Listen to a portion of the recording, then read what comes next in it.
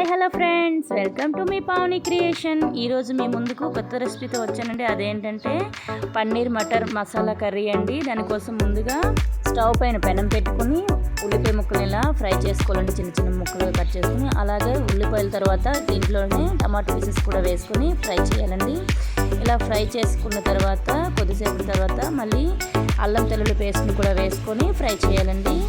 ఈ మూడు కూడా బాగా మిక్స్ చేసుకొని ఫ్రై చేసుకున్నాక వీటిని ఒక మిక్సీ బౌల్లో తీసుకొని ఒక పేస్ట్ చేసుకొని సైడ్ ఉంచుకోవాలండి. ఈ పేస్ట్ని ఈ పేస్ట్ని సైడ్ ఉంచుకున్నాక మనం ఒక పన్నీర్ని తీసుకున్నానండి. నేనైతే హెరిటేజ్ తీసుకున్నాను. ఒక 200 గ్రామ్స్ తీసుకొని కొంచెం కూల్ తగ్గాక మనం వీటిని చిన్న చిన్న పీసెస్గా కట్ చేసుకోవాలి.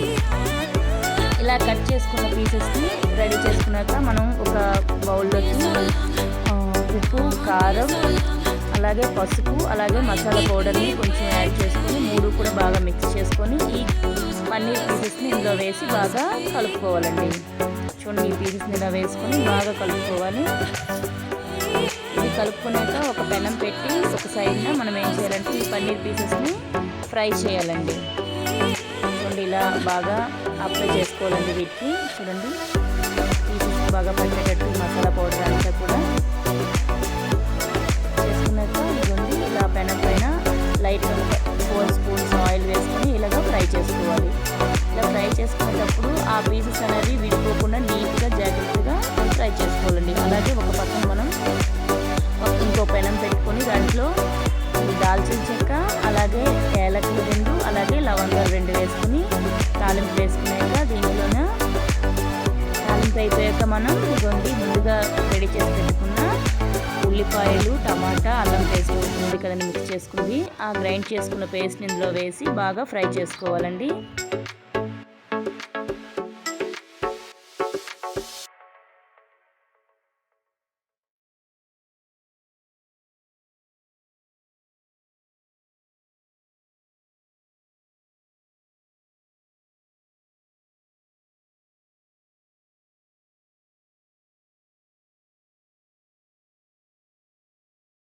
ఇలా ఫ్రై చేసుకునేటప్పుడు నేనైతే కరివేపాకుని డైరెక్ట్గా వేయకుండా చిన్న చిన్న పీసెస్గా కట్ చేసి వేసుకుంటానండి. ఎందుకంటే మా పిల్లలు ఎప్పుడు కూడా కరివేపాకుని తీసి బయట పడేస్తారండి.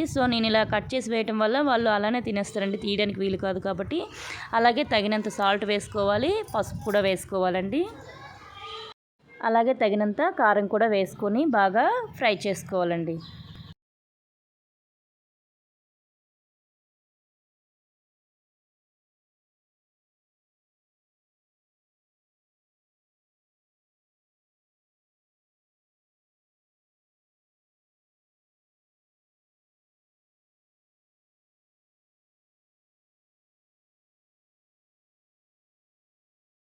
ఇప్పుడు ఈ పేస్ట్ అంతా ఫ్రై అయిపోయాక దీంట్లో గ్రీన్ పీస్ని కూడా యాడ్ చేసి మళ్ళీ వీటిని కూడా ఫ్రై చేసుకోవాలండి చక్కగా.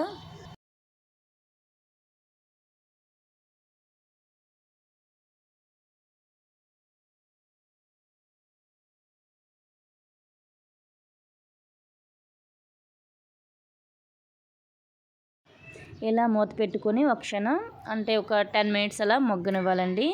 ఇది చూడండి, ముందుగా రెడీ చేసుకున్నాం కదండి పక్కన పెనంలో మనం పన్నీర్ పీసెస్ని. ఇవి ఫ్రై అయిపోయాక వీటిలో మనము కొంచెం వాటర్ని యాడ్ చేసుకొని వీటిని బాగా కలుపుకోవాలండి. ఇది కొంచెం మరుగుతున్నప్పుడు ఈ పన్నీర్ పీసెస్ని కూడా ఇందులో వేసుకోవాలండి.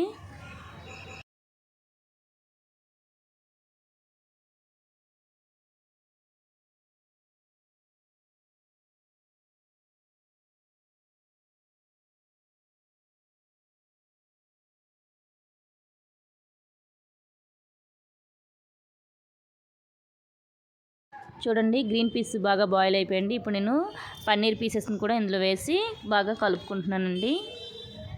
చూడండి, పన్నీర్ మటర్ మసాలా కర్రీ రెడీ అయిపోయిందండి. ఇప్పుడు చూడండి చివరికి వచ్చేసింది. ఇలా వేసాక ఒక 3 మినిట్స్ అలా బాయిల్ చేస్తే సరిపోతుందండి. చూడండి, పన్నీర్ మటర్ మసాలా కర్రీ ఎంత బాగుందో.